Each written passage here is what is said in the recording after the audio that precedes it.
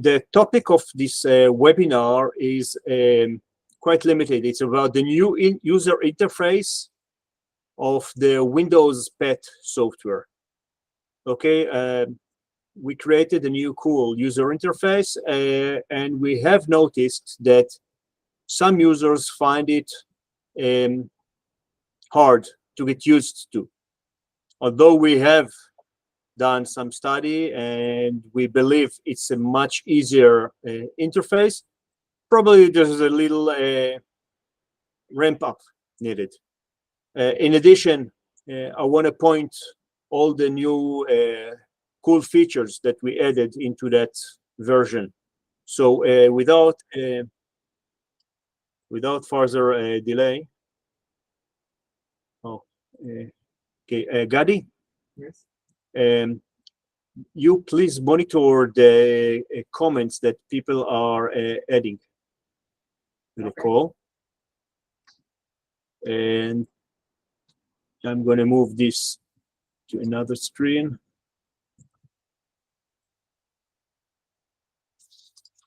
And I'm going to share here.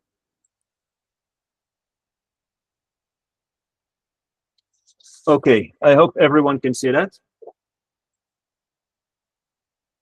Okay, I've started the pet software in a special mode, special secret mode that pops up this notification here.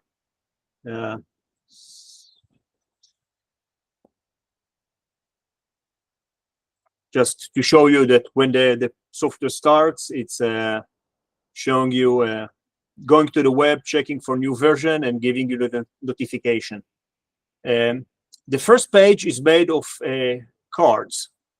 Each cards give you a little bit of information. That's different to the previous version when this page, this dashboard didn't exist. You had to use the menu. So there's no menu in this page. Everything is directly here. The big card in the middle is just about. You can see the version number. You can minimize it. Next card is the new version found. Let's minimize that too. Your ID. You can put that goes into the file and can also go into your report. A list of tips that you can get. I'm not going to read all these now. What I really ask you to do is, if you have additional tips, you are most welcome to send them to us, and we will add them to the list of tips. Okay, getting started is mainly help, tutorial, what's new. And in settings, there's one new feature that I want to show you, which is setting options. The new feature is outdoors high contrast colors. This user interface looks cool at the office, but on the site you're going to be much better with a user interface that looks like that, almost black and white. It gives you a high contrast. It's much more readable under direct sunlight. So just remember you see that. Okay, reverted that. And okay, connect to is what used to be tools data source. I just think that connect to is much more intuitive. And you can select the devices. If you have a Bluetooth pet, a USB pet, or not selected. This is only necessary if for the field computer. Of course, you don't have to select anything for the office PC. Now the project card, let's just focus on that, shows you the list of projects just like before. There's a new thing here about newest project. When you copy a project into your home folder, it's going to be up on the top of the list, regardless if you open it or not. So it makes it faster to find the project you recently copied to the folder. Then there's the list of recent projects that you used and all the projects, and you can type XYZ or ABC or whatever, and it's going to jump to the project there. Icons there below is create a new project, browse for a project outside of the home folder, import project from a pet project file. We're going to talk about that soon. Pet project is a new file extension that packs a whole project together. And that's for setting up the home folder where all the folders are stored, just like before. So let's just open one of the projects which are prepared and have a look at the project page. Okay. This table should look quite familiar to you, maybe just a little bit of a different UI, but still you can see a few changes. First of all, there are a few icons that can be seen on the screen.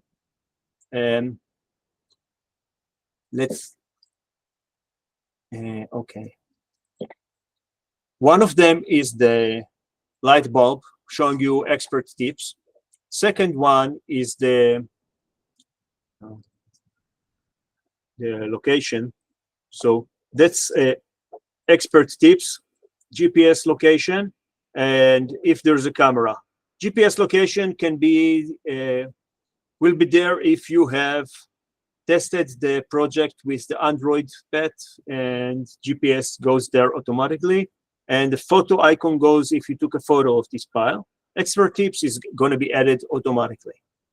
A new cool feature, if you tested your files with the Android pet, is the map. This is the map of the location of the file. It goes and activates Google Maps, and you can see the location of all the files. And if you click at them, it's going to open the file. Now, because it's Google Maps, you can also open the satellite view and really see where this file is tested. And even more, if it's close to a street, you can actually go to Street View, go to a nearby street, and you can actually see your files here. Now, mind you that the GPS location is accurate just to 2, 3, maybe 5 meters, depending on conditions. But still, it's quite cool to see the site and where the projects are lying. I'm not really sure yet what's the use of that, besides being really super cool, and the ability to actually show the owner that you've actually been into the site and not tested a different project by mistake. Anyway, it's there. You can hide and show the map using this icon here on top. So hide, show. Fine. Without further delay, let's go to the most interesting page, which is the file page. So that's the file page. That's a file that was tested. And it looks a little bit different than what you used to have. Everything is much more direct. There are no menus here. There was a menu file and file menu. Everything has disappeared. There's no menu here at all. The file name and subsite are just as they used to be. And there used to be icons for next file, previous file, so they're here. It's very important to note that every icon now has a hint. And when you just put your icon or your cursor just on top of an icon, and you can immediately see what it does. It makes it easier to learn and to see that. Now, let's go over the new icons just to see what they do. So this icon here on top just hides and shows the impacts panel. You can resize that if you want. Inside the impact panel, there is a move impact to bin. So if I want to move this impact, I can, or something which is new, you can now select a few impacts together, just drag over them. So you can drag them to the bin or undelete them all. You can also sort them. Sort has changed, and I'm going to go over that in a minute. What else has changed? The length mark, a few really tiny things that are helpful. The length mark, if you didn't put it in the right position, you can just right-click it. I'm just right-clicking now, and it's going to snap into position. Let's do that again, somewhere else. I'm just snapping. Now, note that when it's not on location, you get an expert hint telling you a length mark is not on the extreme point. It must always be on the extreme point because the 0 is there, so it makes sense. So just right-click it, and it snaps to position. The expert hint is gone, and you're good. Now let's go over the icons on this row here. That's the icons you're going to work with most of the time.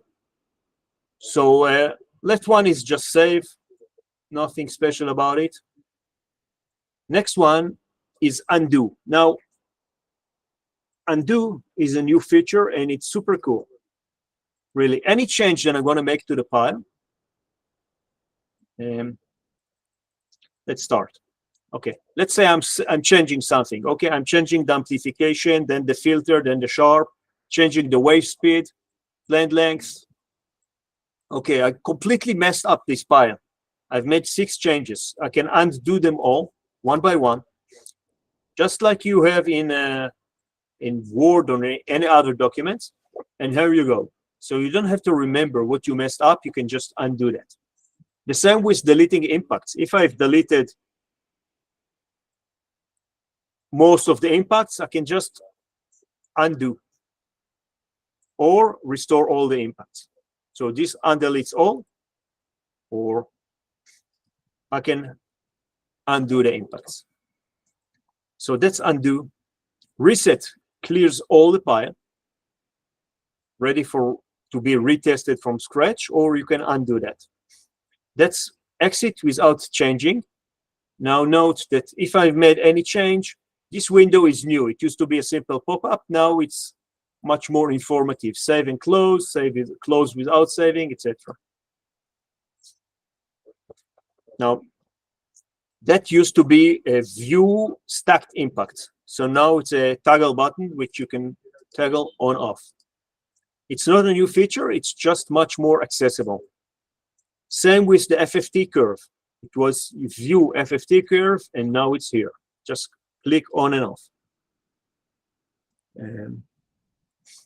Next is the amplification curve. Not a very useful feature, but still it's there. And you can toggle the amplification feature on and off. And the next one is view repetition marks, which I sometimes really like. It's a really cool feature. Let's say in this file, we might be able to see a second toe reflection if we amplify it enough. So now we want to check if this is really the second reflection here. I put the first one here. And it probably is the second reflection. Now, getting a third reflection is really, really lucky. And yeah, you only get the third reflection in extremely easy files. Okay, so I don't have to think about what I did. I just undo, and I'm happy. I'm back to the same image. Okay, remember there used to be on the data page a radio button saying how certain you are about the length. So here it's turned into a toggle switch. You can 10.1 is a certain depth. If I'm not sure, I can just add a little question mark here. And if I click it again, there's no knowledge about the length. And it's going to appear like a question mark in the report, which is a sign of a good tester. Okay, a good tester always has some doubts. Next is to compare this file to another file, just like it used to be before. So you can compare the current file, which is number 1, is on blue, the compared pile is in orange, and anything that you do to this pile, is any changes, are also going to be shown here to the compare pile. So you can compare apples to apples using the same parameters. And compare, stop comparing. And the next one is signal matching. Nothing really changed here. Just activates the signal matching. Amplification, filter, sharp, and wave speed are familiar. What has changed is that when you just hover the mouse over the bar, you can see in a light gray thick line what's going to happen when you click anywhere. So if I click here, that's going to happen.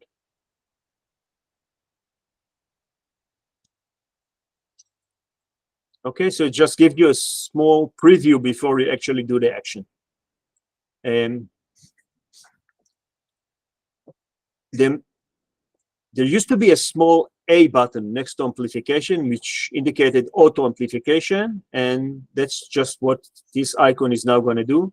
When you click it, it's going to set this level, the trigger level, and the echo level to the exactly same amplitude. So now you can look at the pile in a canonical way. This level and this level are exactly the same. Once we have this area and this area set, our eye is now used to see the piles this way, and we can start analyzing what's going on in between.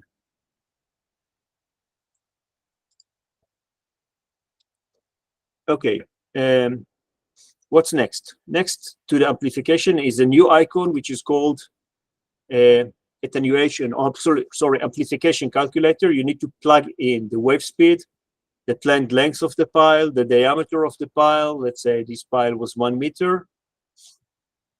And the SPT, let's say SPT was 20. So this is going to suggest an amplification, or a very low amplification of 4. Now, I think in this case, these piles are about 60 centimeter in diameter. It's just amplification of 13. I don't really have information about the SPT N value here. So now remember, this is not carved in stone. It's just a suggestion for a ballpark figure, and it's also very easy to see if you have a very long pile, let's say 29 meters, and which is going to be very slender. It's okay. It's going to give you a very high amplification value, which is an indication that this pile is not really testable. Even if this is 1 meter in diameter, but the SPT is high, you're going to get a very high amplification. And we know by experience that testing a pile with amplification of more than 300-400 is hardly ever a good idea. Okay, next icons. Oh, of course, the most important icon here is the start, which is going to change to wait and then to save if it is there. And just going to wait for it.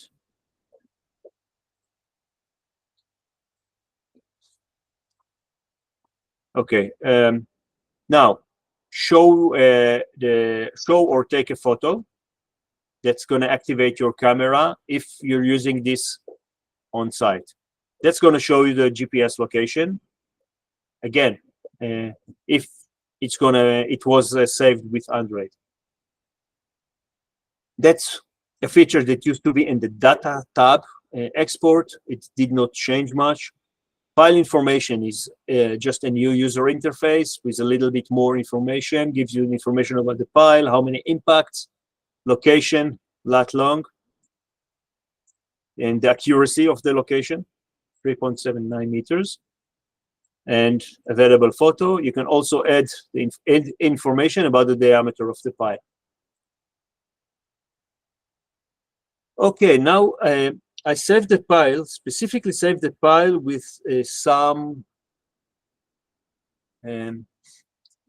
some very noisy data. Okay, and I'm going to show you how you could now process this data much easier. Now, in the old days, on the older version, you need to select one by one, either here or here, and delete. I'm pressing either delete button or I'm using this icon, and you can delete the impacts one by one. In this version, there's a new cool feature. You can select one of the good traces. Let's say this is a good trace. And now when I'm pressing sort, it's going to sort everything compared to this good trace. So the abnormal impacts are on top. Let's see. These are most different from the impact I selected. And at the bottom, we can see the impact which are most similar. I can select these, let's say up to here. And you can see here that it really selected a very good set of very similar impacts. What I can do now is I can right click, and instead of delete, I can do delete others. That's a cool new feature. And when I click that, I already get a much more uniform set of impacts. I can just now delete this one, which looks a little bit abnormal, and here. Now, okay, that really looks perfect now. Now, we still have 8 very repetitive impacts, which means we did not really lose any information. We just lost some garbage data. Again, we can look at the second reflection here, and even a third one. I know that there is a third reflection here because this is not really a pile. It's a Teflon rod that I have here. I tested on a Teflon rod, so that's a bit of a cheating. Okay, now you can see that I messed the scale a little bit. Right click on the scale or double click on the scale, and it's going to pop right into position. So again, right click on the length mark to put it in place, or the scale to put it in place, or on the amplification to get it automatically, and a lot of new automatic features.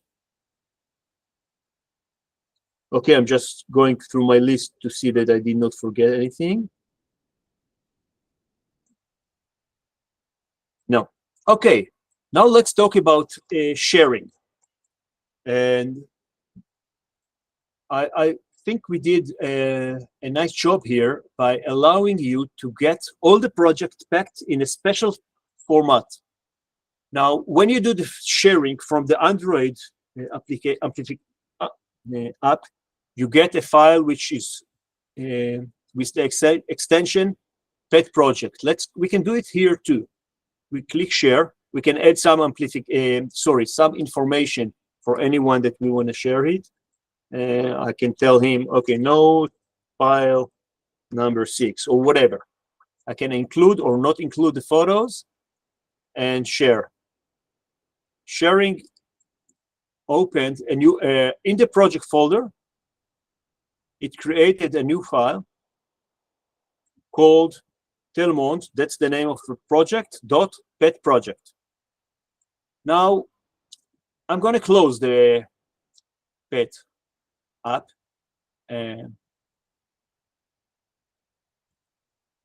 Okay, I'm closed everything, and